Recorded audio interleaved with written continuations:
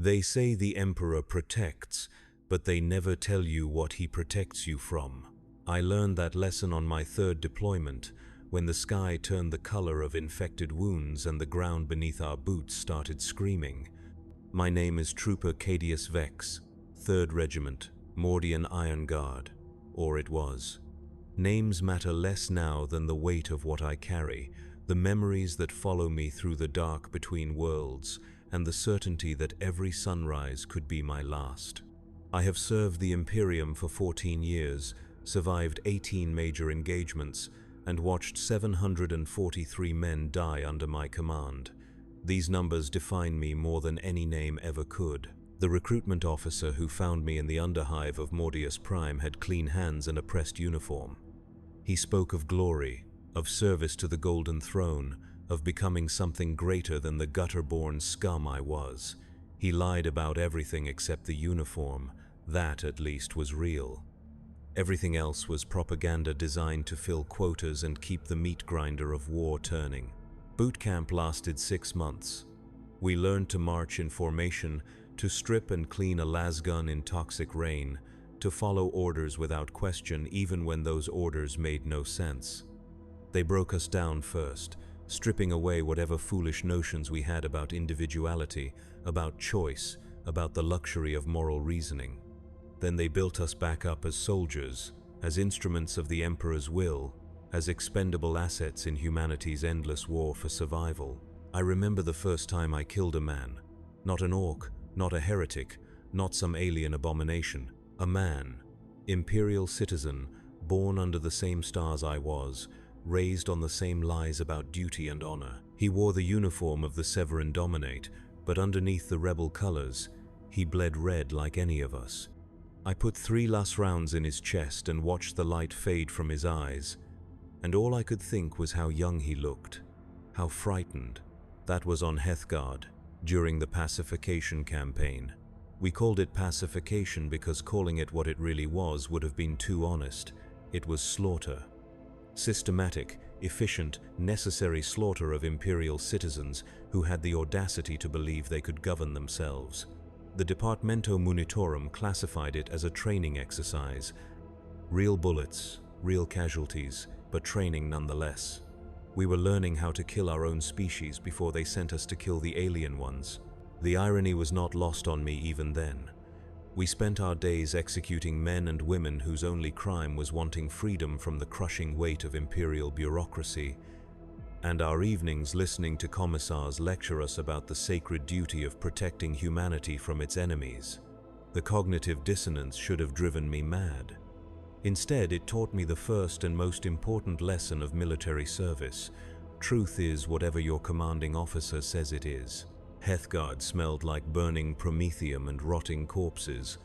The rebels had sabotaged the atmospheric processors before we made planetfall, so the air was thick with industrial toxins and the sweet stench of decay. We wore rebreathers when we could, but supplies were limited and replacements were rare. Most of us learned to breathe through our mouths and ignore the way the poisoned air made our lungs burn. Adaptation was survival. Complaints were weakness. I served under Colonel Marcus Vrain, a man who measured success in body counts and operational efficiency. He had been fighting rebels and heretics for 30 years, and the war had carved away everything soft in him, leaving only sharp edges and cold pragmatism. He never raised his voice, never showed anger or frustration, never displayed any emotion that might suggest he remembered what it felt like to be human. We feared him more than we feared the enemy. The enemy, at least, wanted to kill us quickly. Colonel Vrain believed in discipline through exhaustion, in breaking men down until all they had left was their training and their fear of disappointing him. We marched 20 kilometers a day in full kit, slept 4 hours out of every 24, and ate field rations that tasted like recycled cardboard and synthetic protein. Those who complained were given extra duties. Those who complained twice were flogged. Those who complained a third time disappeared. I learned not to complain. The weapon they issued me was a Mark IV infantry lasgun, serial number 7745 Delta Mordius. I memorized that number along with its weight fully charged, the sound it made when the power pack was running low, the way the barrel heated up after sustained fire. That lasgun became more familiar to me than my own face. I could field strip it blindfolded, recalibrate the focusing lens in complete darkness, and clear a jam while under heavy fire. It was the tool that kept me alive, and like any tool, it required constant maintenance and absolute respect. But tools break. Men break faster. On Heathguard, we lost 30% of our strength in the first month. Not to enemy action, but to accidents, equipment failures, and what the medical officers diplomatically called stress-related incidents. Men walked into moving vehicles, fell into reactor pits, or simply sat down one day and refused to stand up again. The mind has its limits, and war has a way of finding them. I watched Trooper Kellyan, a farm boy from the agri-world of Thessia, slowly lose his ability to distinguish between friend and foe. It started with nervous glances at his squad mates, progressed to accusations that they were trying to poison his rations, and ended with him trying to bayonet Sergeant Herrick during morning inspection. The commissar put a bolt round through his head before he could hurt anyone else. We left his body where it fell and continued the mission. There was no time for funerals, no energy for grief. That was the first time I truly understood what we were. Not soldiers in the romantic sense, not heroes or defenders of humanity. We were ammunition, measured by our remaining utility and discarded when we became more liability than asset. The Imperium has no shortage of worlds, no scarcity of population, no lack of young men and women willing to die for the Emperor. What it lacks is time, and time was always the enemy we could never defeat. The rebels on Heathguard fought with captured Imperial weapons, improvised explosives, and the desperate fury of people who knew they were going to die. They were not military formations in any organized sense, but they understood the terrain. They knew how to blend with the civilian population, and they had nothing left to lose. Those advantages made them more dangerous than entire orc warbands. We hunted them through the ruins of their own cities, following thermal signatures and blood trails through bombed-out hab blocks and collapsed industrial complexes. The architecture of Heathguard was typical of Imperial construction, massive, brutal, and designed more for psychological impact than practical habitability. The rebels used this against us, turning corridors into kill zones and balconies into sniper nests. Every door might conceal an ambush. Every window might hide a marksman. Every shadow might be the last thing we ever saw. I killed my second man in a maintenance tunnel beneath Manufacturing District 7. He was wounded, bleeding from a shrapnel wound in his leg, trying to crawl away from the sound of our boots echoing in the darkness. He could not have been more than 16 years old, probably a factory worker who had picked up a rifle when the rebellion started. When he saw my lasgun's targeting beam settle on his chest, he did not beg for mercy or try to negotiate. He just closed his eyes and waited. I hesitated. Not from compassion, but from a sudden, overwhelming sense of waste. Here was a young man who should have been learning a trade, starting a family, contributing to the stability of the Imperium.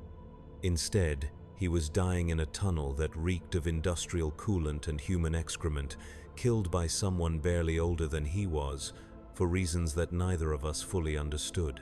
The hesitation lasted maybe 3 seconds. Then training took over, and I pulled the trigger. The last beam punched through his sternum and stopped his heart instantly. He died with his eyes closed, probably dreaming of home. That night, I lay in my bunk and tried to calculate how many people I had killed since arriving on Heathguard. Direct kills were easy to count, but what about the artillery strikes I had called in? The air support I had coordinated? The intelligence I had provided that led to successful raids? By any honest accounting, I was responsible for the deaths of dozens of people, most of whom I had never seen and would never know. The mathematics of war are simple. You kill the enemy before the enemy kills you. Everything else is philosophy, and philosophy is a luxury that soldiers cannot afford. I learned to stop counting, to stop questioning, to stop feeling anything more than the basic animal satisfaction of surviving another day. The alternative was madness, and madness was just another form of casualty.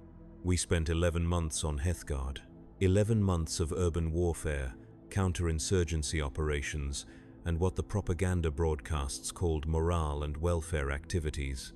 The morale and welfare activities consisted of public executions, mass deportations, and the systematic destruction of anything that might serve as a symbol of local identity. We burned libraries, demolished monuments, and executed anyone found in possession of pre-rebellion historical documents. We were not just conquering a world, we were erasing its memory. By the time the campaign ended, Heathguard looked like a different planet. The cities were ruins, the population was either dead or relocated, and the industrial infrastructure was so thoroughly demolished that it would take decades to rebuild. The Departamento Munitorum classified the operation as a complete success. We had achieved all strategic objectives with acceptable losses and minimal resource expenditure. The fact that we had effectively committed genocide was not mentioned in any official reports. I was promoted to Lance Corporal after Heathguard. The promotion came with a small increase in pay, the right to sleep in a slightly larger bunk, and the responsibility for ensuring that newer recruits did not make the same mistakes I had made. It also came with the knowledge that I was now invested in the system, that I had crossed a line that could not be uncrossed. I was no longer just following orders, I was giving them. The transport ship that carried us away from Heathguard was an old sword-class frigate named Emperor's Judgment. It had been in service for over 2,000 years, and every surface showed the accumulated wear of countless deployments. The corridors were narrow, the air recyclers wheezed constantly, and the artificial gravity fluctuated unpredictably. But it was clean, it was safe, and it was taking us away from Heathguard. For the moment, that was enough. Space travel in the service of the Imperium is nothing like the heroic journeys described in propaganda vids. It is cramped, boring, and uncomfortable, punctuated by moments of absolute terror when something goes wrong with the ship's systems or when we encounter hostile forces. Most of our time was spent in enforced idleness, playing cards, maintaining equipment, and trying not to think about where we were going next. The ship's crew treated us with the casual indifference that naval personnel reserved for ground forces. We were cargo to them, human freight to be transported from one battle zone to another. They had their own concerns, their own dangers, their own ways of coping with the endless war. We respected the boundaries, and they left us alone. Our destination was Karax Prime, a hive world on the border between Imperial space and the Orc-held systems of the Ghoul Stars. Intelligence reports suggested that Orc raiders were using the world as a staging ground for deeper incursions into Imperial territory. Our mission was to locate and destroy the Orc bases, eliminate any human collaborators, and secure the world's strategic resources. It sounded routine. It was anything but. Karax Prime was dying. The hive cities were collapsing, the atmospheric processors were failing, and the population was fleeing to any world that would accept refugees. What remained was a mixture of die-hard loyalists too stubborn to leave, criminal elements taking advantage of the chaos, and Orc sympathizers who saw collaboration as their best chance for survival. It was, in other words, exactly the kind of nightmare scenario that the Imperial Guard was designed to handle. We made planetfall in dropship formation Delta 7, a standard combat insertion that brought us down in the ruins of Hive Secundus during what passed for local dawn. The sky was the color of old blood, stained by industrial pollution and the smoke from countless fires. The air tasted of metal and decay, and the sound of our boots on the broken rockcrete echoed through empty streets like gunshots. The Orcs had been there. Their crude glyphs were painted on every intact wall, their ramshackle vehicles littered the main thoroughfares, and the bodies of their victims hung from improvised gibbets throughout the lower districts. But the Orcs themselves were gone, moved on to some other target, leaving behind only the evidence of their presence and the human scavengers who fed on the wreckage. We established a forward operating base in what had once been a Departamento Munitorum supply depot. The building was intact, defensible, and close enough to the old Imperial Command Center to serve as a good observation post. More importantly, it had working water recyclers, and a partially functional power grid. Luxury accommodations by guard standards. The first week on Karax Prime passed quietly.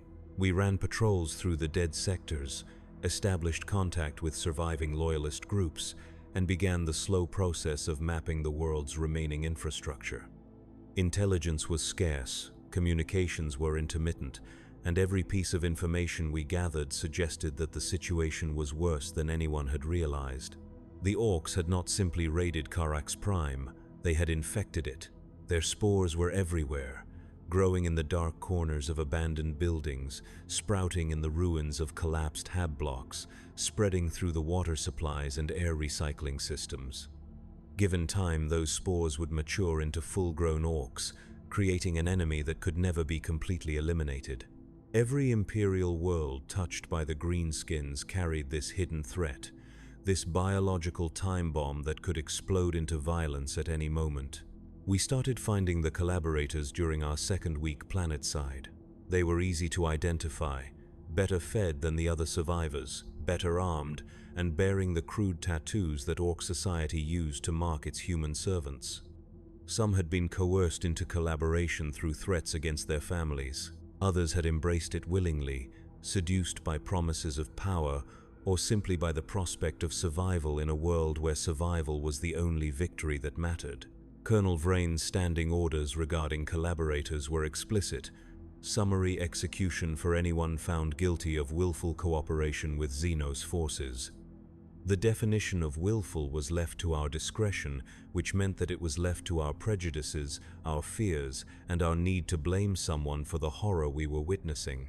I executed my first collaborator on a Tuesday. He was a middle-aged clerk who had helped the Orcs identify which buildings contained strategic resources and which ones were expendable.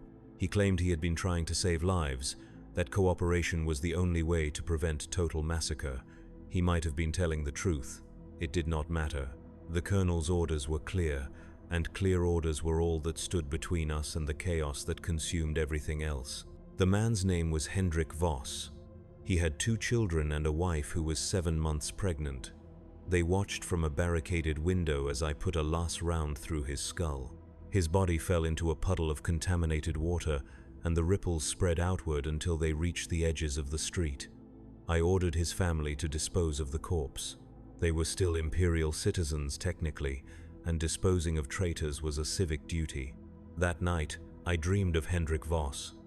In the dream, he was still alive, still trying to explain his choices, still believing that reasonable people could find reasonable solutions to unreasonable problems. I woke up with the taste of blood in my mouth and the sound of las fire echoing in my ears. The dreams would continue for months, long after Karax Prime was nothing but another entry in my service record. The Orcs returned during our 3rd week on world. Not a raiding party, but a full war.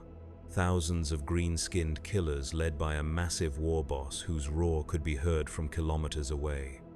They came in ramshackle vehicles held together by scrap metal and blind faith, weapons that should not have functioned but somehow did, and an enthusiasm for violence that made our own training look sophisticated by comparison. We had perhaps 600 men. They had over 10,000 Orcs, plus an unknown number of Gretchen, Squigs, and whatever other monstrosities they had picked up along the way. The mathematics were simple. We were going to die. The only question was how much damage we could inflict before they overran our positions. Colonel Vrain called it a target-rich environment. He was right, in his way. There were certainly plenty of Orcs to shoot at. The problem was that shooting them only seemed to make them angrier, and angry Orcs were even more dangerous than normal Orcs. They felt no fear, showed no mercy, and treated warfare as the ultimate form of entertainment. They were, in many ways, the perfect enemy, predictable in their unpredictability, honest in their brutality, and utterly committed to the only values that mattered in a galaxy at war. The first attack came at dawn, preceded by a thunderous wah that shook dust from the ceiling of our command bunker. Hundreds of Orc vehicles charged across the open ground between the outer ruins and our defensive perimeter, their engines belching black smoke and their crews howling with bestial glee. They drove straight into our kill zones, apparently oblivious to the concentrated las fire and heavy weapons that tore through their ranks. It did not matter. For every orc vehicle we destroyed, 2 more took its place. For every orc we killed, 3 more appeared. They were not fighting a war in any sense we understood. They were celebrating, reveling in the pure joy of violence unleashed. Our disciplined fire and careful tactics were just part of the game to them, obstacles to overcome rather than threats to avoid. I spent that first battle crouched behind a makeshift barricade, firing controlled bursts at targets that seemed to multiply even as I watched. My lasgun grew hot in my hands, the power pack indicator dropping from green to amber to red as I poured fire into the green tide. When the pack ran dry, I slammed in a replacement and kept firing. When that one ran dry, I reached for another and found my ammunition pouch empty. Sergeant Herrick tossed me a spare pack without taking his eyes off the advancing orcs. His face was set in the expression of grim concentration that I had learned to associate with veteran non-commissioned officers, not afraid, exactly, but fully aware of how bad the situation was and determined to sell their lives as dearly as possible. He had been fighting orcs for 15 years, and he knew what we were up against. The first wave broke against our defenses like water against stone, leaving hundreds of orc corpses scattered across the killing ground. But water, given enough time and pressure, eventually wears away even the hardest stone. The second wave came an hour later, then the third, then the fourth. Each attack was smaller than the last, but our ammunition was running low and our casualties were mounting. Simple arithmetic suggested that we would be overwhelmed before nightfall. Colonel Vrain made the decision that saved us, though saved might be too generous a term for what followed. He called down an orbital bombardment on our own position, sacrificing the forward defensive lines to buy time for a fighting withdrawal to the secondary perimeter. The bombardment killed most of the attacking orcs, along with roughly half of our remaining men. It was, by any objective measure, a brilliant tactical decision. It was also mass murder of Imperial soldiers by Imperial command. I was in the command bunker when the bombardment began, so I survived the initial impact. The men in the forward trenches were not so lucky. They were vaporized instantly, along with their orc attackers, by macro cannon shells fired from orbit. One moment they were fighting for their lives, the next moment they were superheated plasma dispersing into the atmosphere. Clean, quick, efficient, the Emperor's mercy, as some called it. We fell back to the secondary perimeter under cover of the orbital fire, carrying our wounded and abandoning everything that was not essential to immediate survival. The orcs were regrouping for another assault, but the bombardment had bought us precious time to consolidate our defenses and redistribute our remaining ammunition. It had also taught them to respect Imperial firepower, though whether that would make them more cautious or more determined remained to be seen. The second battle began that evening, as the sun set behind clouds of smoke and toxic vapor. This time the orcs came more carefully, using the rubble and crater holes left by the bombardment as cover, advancing in short rushes rather than the headlong charges they had favored earlier. They were learning, adapting to our tactics the same way we were adapting to theirs. In a galaxy at war, even the most primitive species had to evolve or die. We held the secondary perimeter for 3 days. 3 days of constant fighting, brief snatches of sleep between assaults, and the gradual realization that we were not going to survive. Our ammunition was almost gone, our heavy weapons were running out of power, and the orcs showed no signs of losing interest in the game. They were having too much fun to stop now. On the 4th day, help arrived in the form of a Space Marine strike force from the Iron Hands chapter. 3 Thunderhawk gunships descended from orbit like avenging angels, their weapons systems carving paths of destruction through the orc ranks. Space Marines deployed from the gunship's assault ramps, their bolt rounds punching through orc armor as if it were made of paper. Within an hour, the entire WAG was either dead or retreating back into the wastelands. We had lost 430 men. The Space Marines had lost none. They extracted us from Karax Prime without ceremony, transferring us to a Navy transport that would take us to our next assignment. Before they left, their sergeant told Colonel Vrain that our acceptable resistance had helped contain the Orc threat. High praise from the Adeptus Astartes. It did not make the dead any less dead. The journey to our next deployment took 6 months, most of which I spent in the ship's medical bay recovering from shrapnel wounds and something the medics called combat stress reaction. Combat stress reaction was the official term for what happened when a soldier's mind broke under the pressure of war. The symptoms included nightmares, uncontrollable tremors, and the tendency to see enemies in every shadow. The treatment consisted of drugs, enforced rest, and stern lectures about duty and courage from officers who had never experienced real combat. I dreamed every night during those 6 months. Dreams of Hethgard's poisoned air, of Karax Prime's burning sky, of all the people I had killed and all the friends I had watched die. The dreams were always the same: faces without names, names without faces, and the constant sound of Las fire echoing in the distance. I would wake up sweating, reaching for a weapon that was not there, calling out warnings to comrades who were already dead. The medical officer, a tired-looking woman with prematurely gray hair, told me that the dreams would fade with time. She was wrong. 14 years later, I still dream of Hethgard and Karax Prime. I still wake up reaching for my rifle. The only difference is that I have learned to suffer in silence, to keep the screaming on the inside where it belongs. Our next assignment was Talon, a desert world famous for its armored regiments and its endless campaigns against Orc raiders, chaos cultists, and occasionally each other. We were attached to the 12th Talon Desert Raiders as replacement personnel, filling gaps in their ranks left by casualties from previous deployments. It was a privilege, we were told. The Talon regiments were legendary for their skill, their courage, and their ability to win battles despite impossible odds. The reality was somewhat different.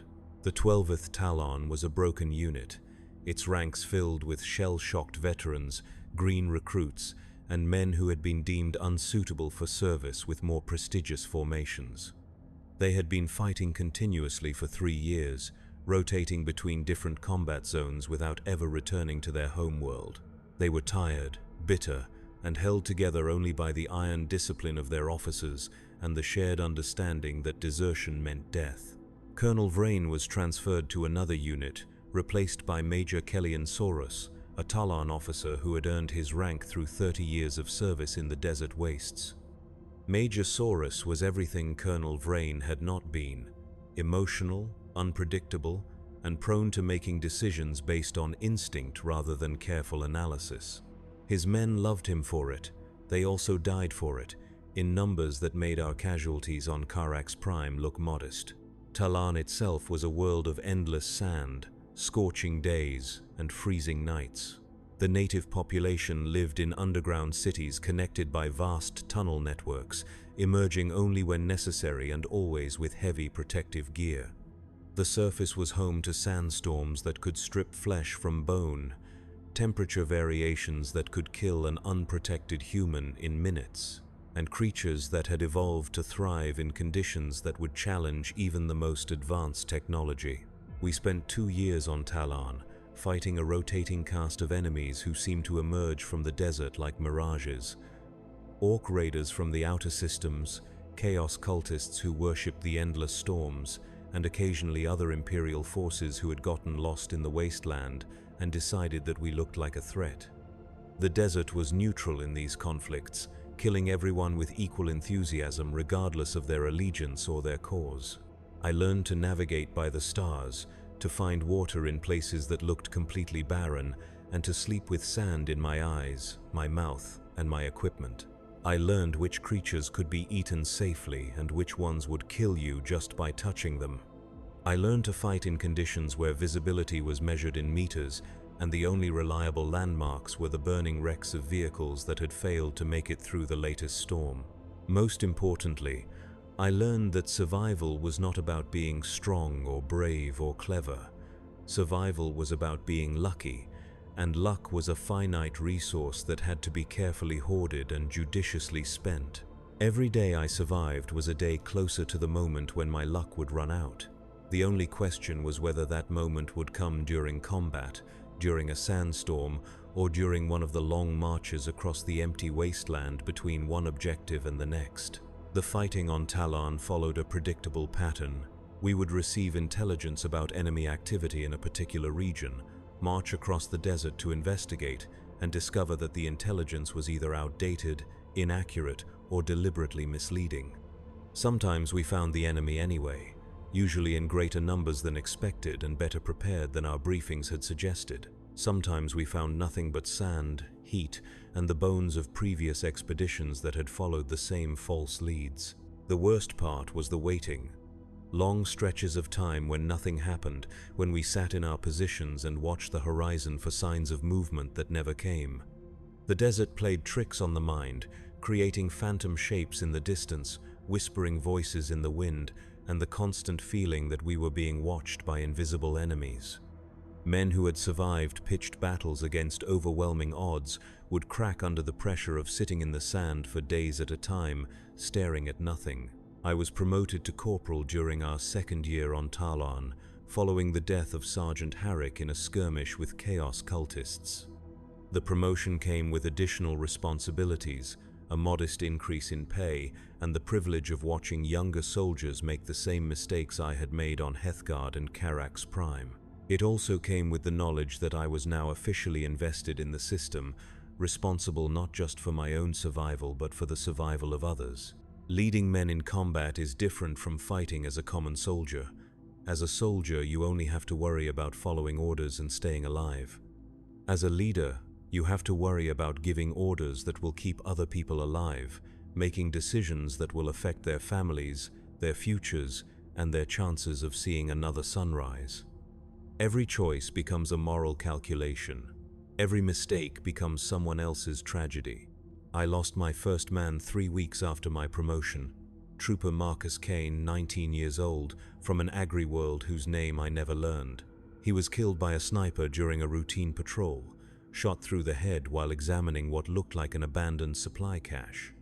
The cache was a trap. The sniper was long gone by the time we located his position, and Trooper Kane was dead before his body hit the sand.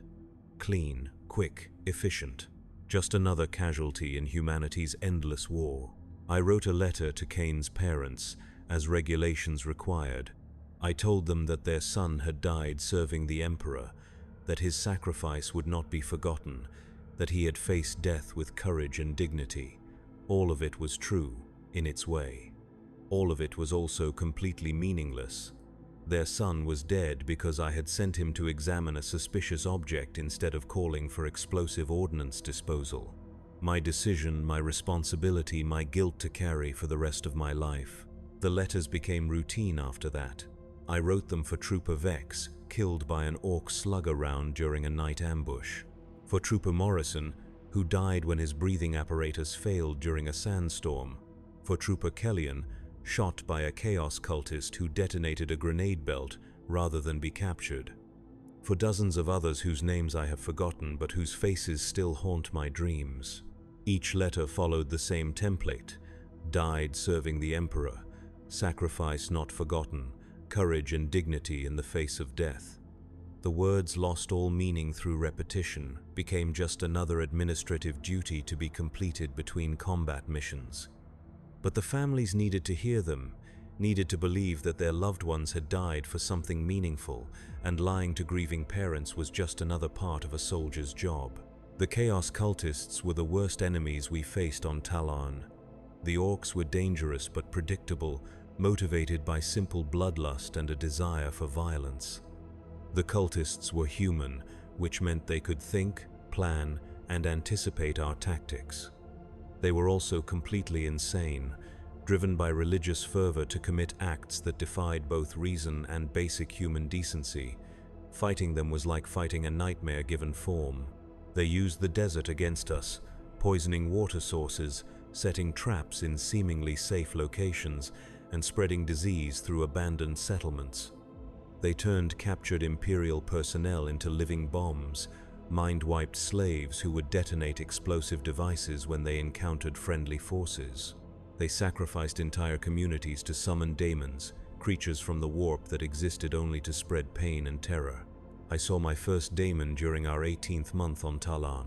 We were investigating reports of cultist activity in an abandoned mining settlement, following up on intelligence that proved to be entirely accurate for once. The cultists were there, along with something else, something that should not have existed in any universe governed by rational physical laws. It looked like a man, if men were 3 meters tall and made of shadow and malice. It moved through our defensive positions like smoke, ignoring last fire and explosive rounds as if they were gentle breezes. When it touched a man, that man would scream once and then collapse, his life force drained away in seconds. When it spoke, which it did rarely, its voice sounded like breaking glass and distant thunder. We eventually killed it, though killed might not be the right word for what we did. We poured enough concentrated fire into its approximate location that it became unstable, losing cohesion and fading back into whatever realm had spawned it. The process took 4 hours, cost us 37 men, and left the survivors with nightmares that would last for years. But we had won, technically, and technical victories were all that mattered in official reports. The daemon's presence had corrupted everything within a 5-kilometer radius. Plants withered and died, animals fled or turned savage, and the very air felt thick with malevolent energy. We were ordered to evacuate the entire region and call down an orbital bombardment to cleanse the area. 6 months later, the soil was still sterile, the water was still toxic, and sensitive equipment would malfunction if brought too close to the impact zone. That was the moment I truly understood what we were fighting. Not just orcs or rebels or alien species competing for the same resources. We were fighting the universe itself, holding back forces that wanted to remake reality according to principles that would destroy everything human, everything rational, everything decent. The Imperium was not perfect, but it was sane, and sanity was the most precious thing in a galaxy gone mad. We were rotated off Talon after 2 years of continuous deployment. 2 years of sand, heat, and endless warfare had left us physically exhausted and mentally scarred, but we had done our duty. The regiment's casualty reports showed an 87% turnover rate, meaning that fewer than 1 man in 10 had survived the entire deployment. By Imperial Guard standards, that was considered acceptable. Our next assignment was ship duty, serving as security personnel aboard Navy vessels patrolling the Outer Rim territories. It sounded like a vacation after Talon, and in some ways it was. We had regular meals, clean water, and sleeping quarters that were actually enclosed. We also had regular gravity, recycled air that did not taste like sand, and the comforting knowledge that the ship's void shields would protect us from most conventional weapons. Ship duty was also mind-numbingly boring. We spent months at a time traveling between star systems, our only responsibilities being guard duty, weapons maintenance, and the occasional boarding action when we encountered suspicious vessels. Most of our time was spent in enforced idleness, reading old books, playing cards, and trying not to think about what would happen when we reached our destination. The Imperial Navy operated on different principles than the Guard.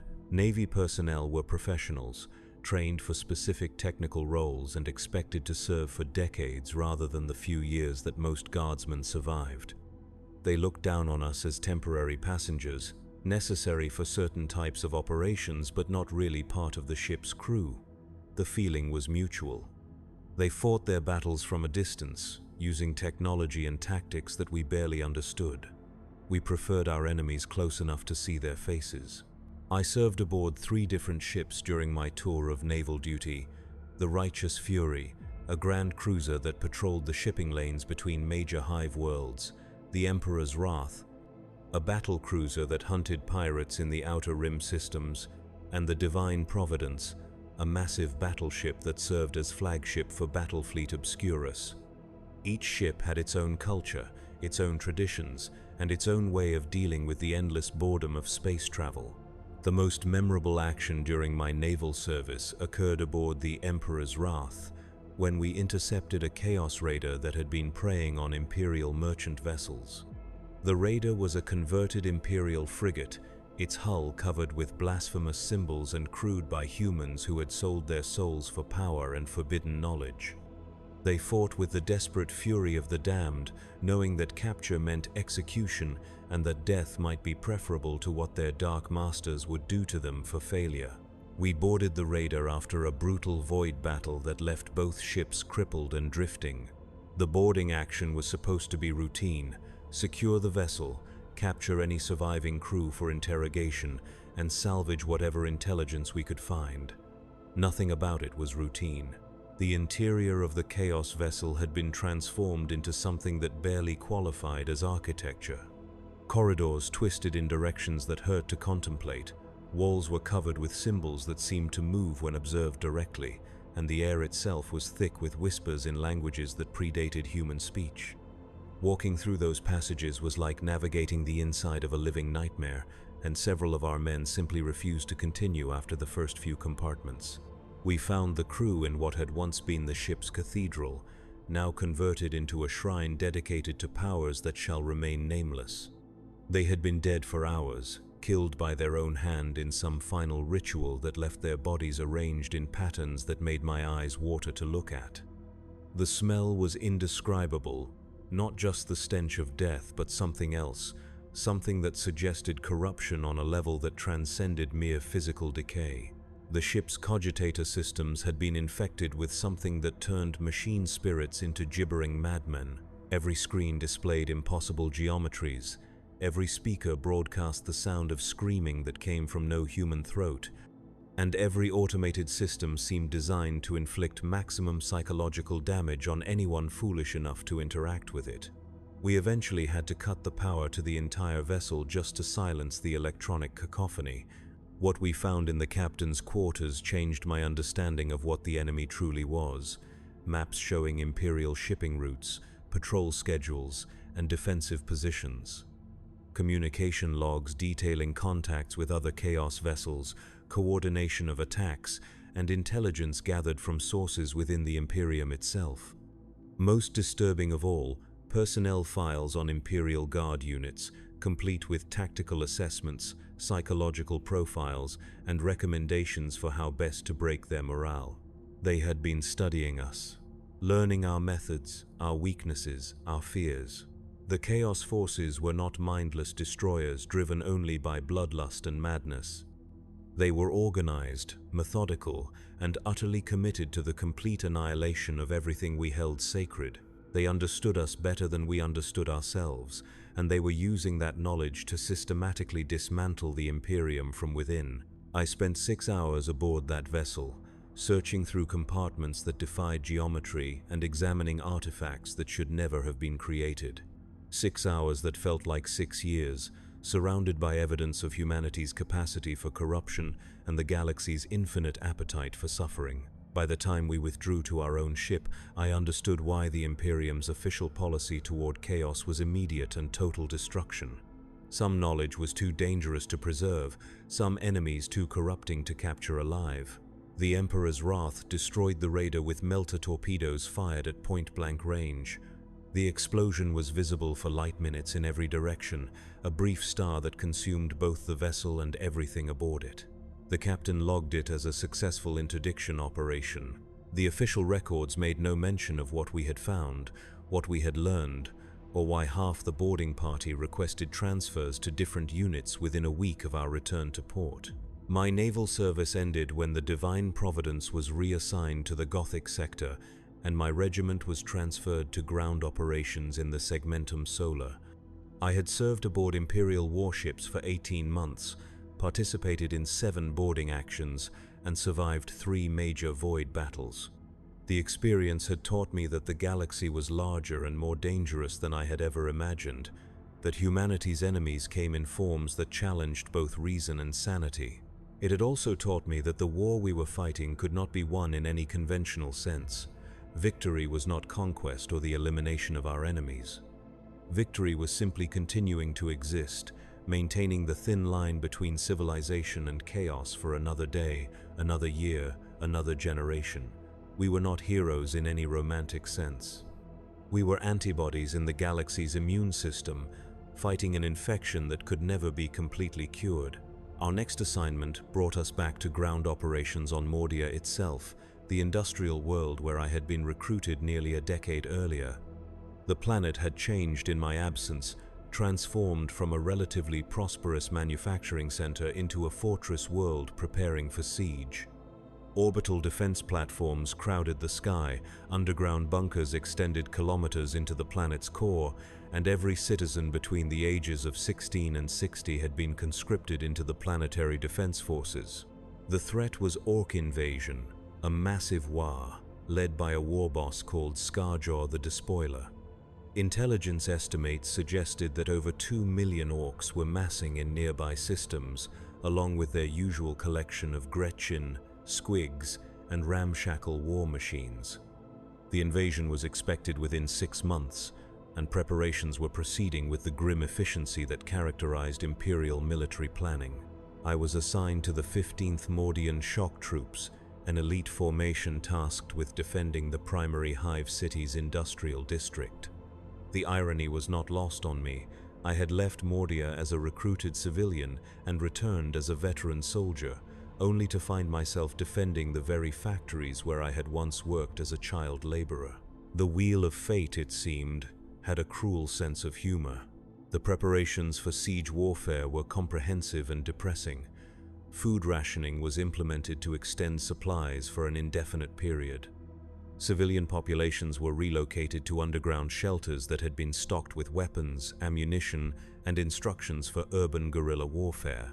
Industrial facilities were rigged with demolition charges to deny them to the enemy. Every street corner was fortified, every building was turned into a potential strongpoint, and every citizen was given basic military training. The children were the hardest part. I watched 10-year-old boys learning to field strip lasguns, 12-year-old girls practicing grenade-throwing techniques, and teenagers barely old enough to shave being taught how to construct improvised explosive devices. They approached their training with the same enthusiasm that children on more peaceful worlds might show for games or sports. War was all they knew, all they had ever known, and they accepted it as the natural order of things. I found myself assigned to training duties, passing on hard-won knowledge to recruits who might live long enough to use it. Teaching young soldiers how to dig proper foxholes, how to maintain their equipment under combat conditions, how to recognize the signs of enemy infiltration. Most importantly, teaching them how to die well, how to sell their lives for maximum tactical advantage when survival was no longer possible. The lessons were practical rather than inspirational. How to distinguish between different types of incoming fire by sound, which wounds could be treated in the field, and which ones required immediate evacuation. How to continue fighting with broken bones, internal bleeding, and the kind of injuries that would cripple a civilian. How to make peace with death without surrendering the will to live. The recruits were eager, enthusiastic, and doomed. I could see it in their eyes. The same bright confidence that I had once possessed, the same belief that training and determination would be enough to see them through. They had not yet learned that war was not a test to be passed or a challenge to be overcome. War was entropy given form, chaos made manifest, the universe's way of reminding humanity that survival was never guaranteed. The Orcs arrived ahead of schedule, as Orcs always did. Their advanced scouts appeared in the outer system 3 months before our intelligence had predicted, followed by the main fleet within days. The invasion began with orbital bombardments that turned entire city districts into smoking craters, followed by drop pod assaults that deposited Orc forces directly into our defensive positions. But this was not the random chaotic assault that characterized most Orc invasions. Scarjaw the Despoiler had learned from previous defeats, incorporating captured Imperial tactics into his battle plans and demonstrating a level of strategic thinking that made him far more dangerous than the average war boss. His forces struck at communication centers, supply depots, and command bunkers with precision that suggested careful reconnaissance and detailed planning. The first wave hit our sector at dawn on a Tuesday. Hundreds of Orc assault troops, supported by crude but effective artillery, descended on our fortified positions like a green avalanche. They came screaming out of the smoke with crude weapons and primitive armor, but they came in overwhelming numbers, and with the kind of mindless courage that made them nearly unstoppable. We held our positions for 6 hours, pouring disciplined fire into the orc ranks and calling down artillery strikes on their assembly areas. Our defensive works had been expertly constructed, our fields of fire were optimal, and our ammunition supplies were adequate for a sustained engagement.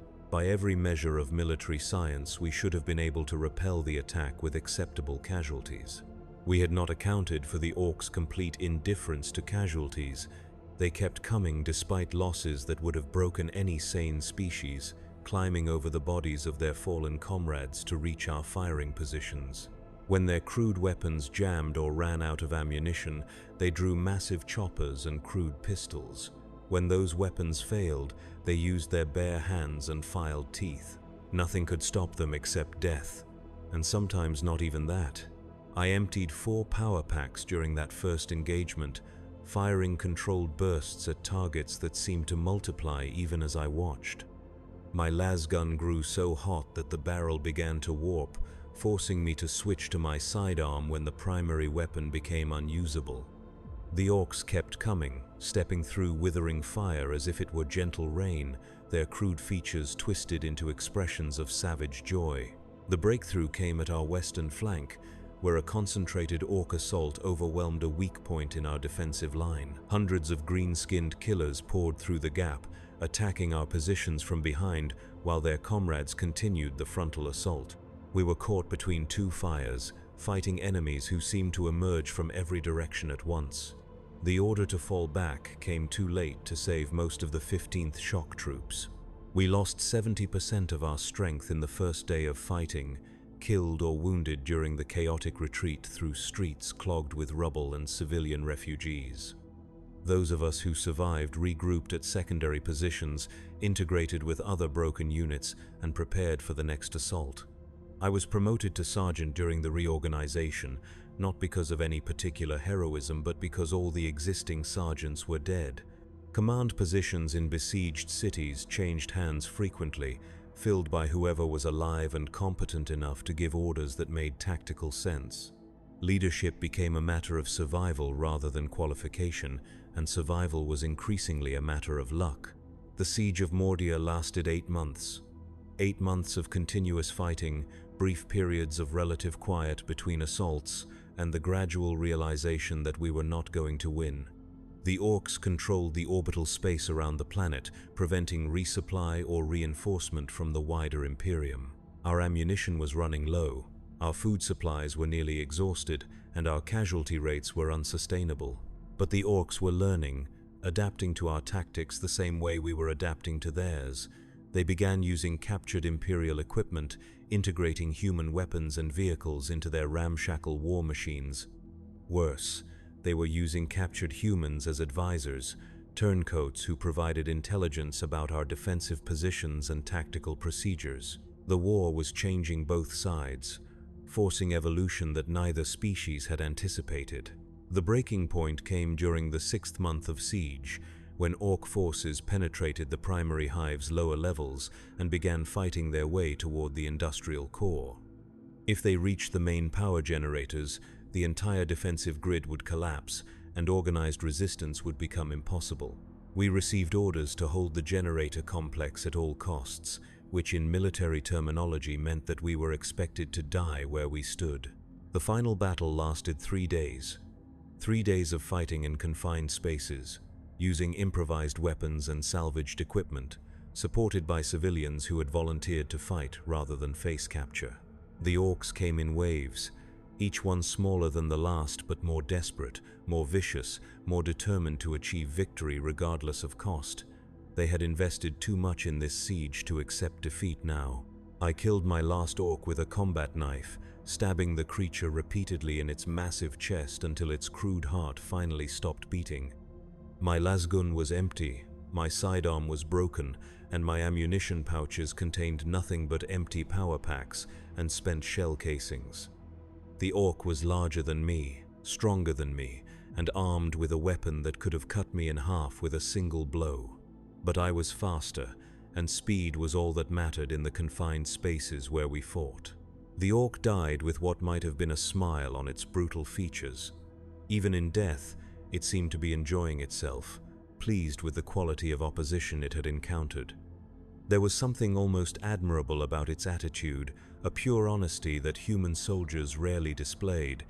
It had come to fight, it had fought well, and it had died as it had lived. In its way, it was more honest than any of us. Relief came on the morning of the fourth day, when Space Marine strike forces from the Imperial Fists chapter made planetfall and began systematically eliminating Orc positions. Their arrival turned the tide of battle in a matter of hours, forcing the surviving Orcs to retreat or face annihilation by enemies they could not hope to defeat. Within a week, organized Orc resistance had collapsed, and the siege was officially declared over. We had lost 92% of our strength during the siege. Out of nearly 50,000 defenders who had been present when the Orcs first arrived, fewer than 4,000 survived to see liberation. The city itself was ruins, its industrial capacity destroyed, its civilian population reduced to a fraction of pre-war levels. By any objective measure, it was a catastrophic defeat disguised as a strategic victory. I was awarded the Medallion Crimson for exceptional valor under extreme circumstances, a decoration that came with a small pension increase and the right to wear a piece of colored metal on my dress uniform. The citation praised my unwavering dedication to duty and inspirational leadership during the darkest hours of the siege. It made no mention of the men who had died under my command, the civilians I had been unable to protect, or the nightmares that would haunt my sleep for years afterward. The survivors of the siege were transferred to different units, scattered across the galaxy to fill gaps in formations that had suffered their own catastrophic losses.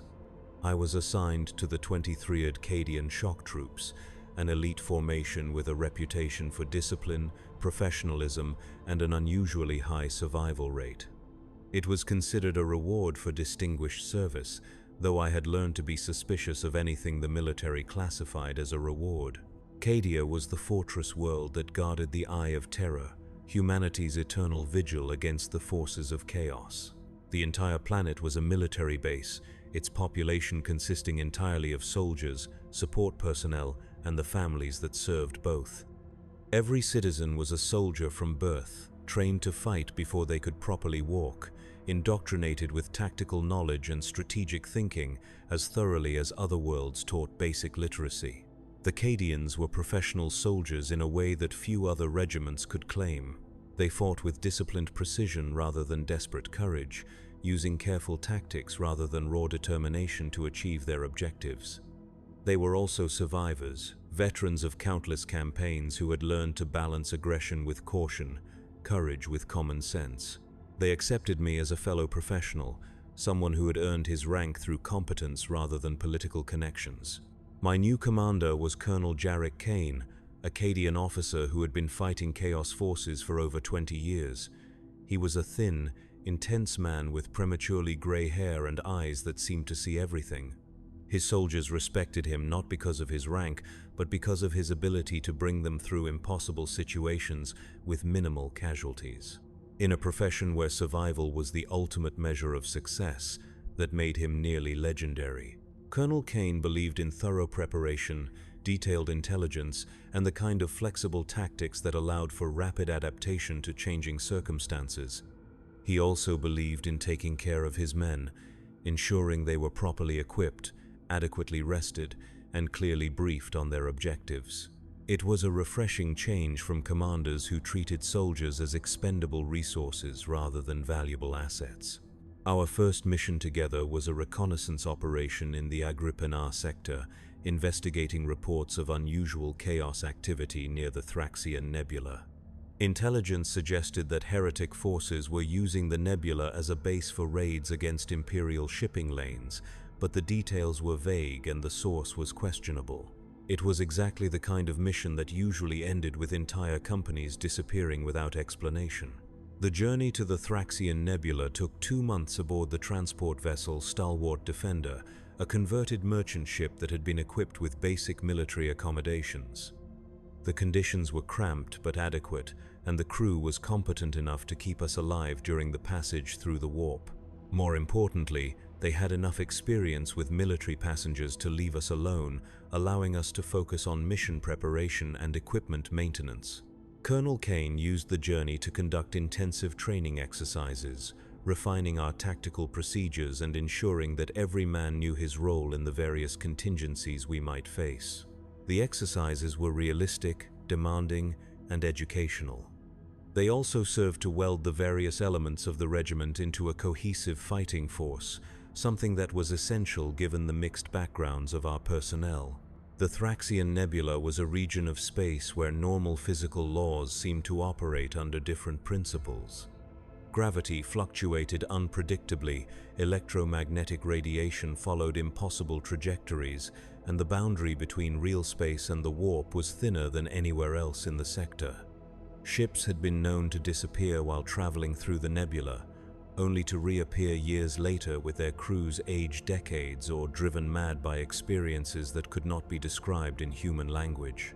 We made planetfall on Thrax Prime, a world that had been abandoned by the Imperium nearly a century earlier when the local star began exhibiting signs of instability. The planet's surface was a wasteland of crystallized atmosphere and frozen oceans, lit by the sickly light of a sun that was slowly dying. The only signs of life were the chaos forces that had established bases in the ruins of the old imperial cities, feeding off the dark energies that permeated the entire system. The reconnaissance mission was supposed to last 6 weeks. We would establish a covert observation post, gather intelligence on enemy strength and intentions, and withdraw before our presence could be detected. Simple, routine, and exactly the kind of operation that experienced soldiers could execute without significant casualties. Everything that could go wrong went wrong within the first week. The Chaos Forces were not raiders or cultists operating without central coordination. They were a disciplined military formation led by a Chaos Space Marine warband, equipped with stolen Imperial technology and supported by human auxiliary forces that had been corrupted by decades of exposure to warp energies. They knew we were coming, had prepared defenses specifically designed to counter our tactics, and were using the nebula's unusual properties to mask their true strength. We walked into an ambush 3 days after making planetfall. The enemy had used the frozen terrain to conceal prepared positions, allowing them to engage us from multiple directions simultaneously while remaining invisible to our reconnaissance equipment. We lost half the advance guard in the first volley, killed by weapons that fired ammunition infused with warp energy, projectiles that ignored conventional armor, and inflicted wounds that would not heal properly. The fighting retreat that followed tested every skill I had learned during 14 years of military service. We were outnumbered, outgunned, and operating in terrain that favored the defenders. Our only advantage was superior training and the kind of disciplined fire control that came from years of fighting impossible odds. We used that advantage to break contact, withdraw to a defensible position, and call for extraction. The extraction never came. The transport ship that was supposed to retrieve us had vanished during a routine patrol, along with its escort vessels and the entire task force that had brought us to the system. We were stranded on a dying world, surrounded by enemies who wanted to capture us alive for reasons that were probably worse than death, cut off from any possibility of reinforcement or resupply. Colonel Kane made the decision that saved us, though salvation is probably too generous a term for what followed. He ordered a fighting advance toward the planet's primary spaceport, gambling that we could capture an enemy vessel and escape the system before our luck ran out completely. It was a desperate plan with minimal chances of success, but desperation was all we had left. The march to the spaceport took 10 days, 10 days of continuous skirmishing with enemy forces that seemed to anticipate our every move. They harassed us constantly but never committed to a decisive engagement, content to wear us down through attrition while we struggled toward an objective that might not even be reachable. It was psychological warfare at its most sophisticated, designed to break our will long before it broke our bodies. We reached the spaceport with fewer than 200 men, roughly half our original strength. The facility was defended, but not as heavily as intelligence reports had suggested. The enemy had concentrated their forces elsewhere, apparently confident that we would never make it this far. Their confidence was understandable but ultimately misplaced. Desperation makes men capable of things that would be impossible under normal circumstances. The final assault lasted 6 hours. 6 hours of close-quarters fighting in confined spaces, using tactics that bordered on suicidal but somehow achieved their objectives. We captured 3 enemy vessels, killed or drove off the defending forces, and discovered intelligence that explained everything we had experienced since arriving in the system. The Chaos Forces were not using the nebula as a base for random raids. They were preparing for a major offensive against the Cadian Gate, massing strength for an assault that would threaten the entire sector. Our reconnaissance mission had inadvertently uncovered the preliminary stages of what could become the largest Chaos invasion in centuries. The information was too important to risk losing, even if transmitting it meant revealing our position to every enemy force in the system. We transmitted the intelligence data and prepared for immediate departure, knowing that enemy reinforcements would arrive within hours. The captured vessels were crude but functional, their machine spirits corrupted by chaos influence but still capable of basic operations. Getting them operational required technical skills that most of us lacked, along with a willingness to interact with technology that had been tainted by forces that should not exist. The escape from Thrax Prime was a nightmare of void combat, pursued by enemy vessels that seemed to ignore the normal limitations of physics. Our ships were slower, less maneuverable, and crewed by soldiers who had never received proper naval training. We should have been destroyed within minutes of leaving the planet's atmosphere. Instead, we somehow managed to reach the system's edge and enter the warp, though whether our escape was due to skill, luck, or the intervention of powers we did not understand remains unclear. The journey back to Imperial space took 4 months, most of which I spent in the ship's medical bay recovering from wounds that refused to heal properly. The weapons used by Chaos Forces left injuries that festered despite medical treatment, infections that spread through both flesh and spirit. The ship's medic, a veteran of 30 years' service, admitted that he had never seen anything like them. During those 4 months, I had time to reflect on everything I had experienced since leaving the recruiting station on Moria. 14 years of continuous warfare, dozens of campaigns, hundreds of battles, and thousands of individual moments where survival had been measured in seconds rather than hours. I had served on 16 different worlds, fought 11 different types of enemy, and watched more men die than I could count. What had I accomplished? What had any of us accomplished? The galaxy was still at war, the Imperium was still besieged by enemies that multiplied faster than they could be destroyed, and humanity was still clinging to existence through a combination of brutal necessity and blind faith. Nothing had changed except the names on the casualty reports and the coordinates of the worlds where young men went to die. But perhaps that was enough. Perhaps the simple act of bearing witness, of surviving long enough to remember, was its own form of victory. Someone had to carry the memory of all those who had fallen. Someone had to remember their names and their faces and the way they had died. If that was my purpose, if that was what 14 years of service had taught me, then perhaps it was worth the cost. The transport that carried us back to Cadia was met by naval vessels that escorted us to the fortress world with honors appropriate to our achievement. We had gathered intelligence that would save millions of lives, prevented a chaos offensive that could have shattered the Imperial defenses, and demonstrated the kind of courage under impossible circumstances that made the Guard legendary.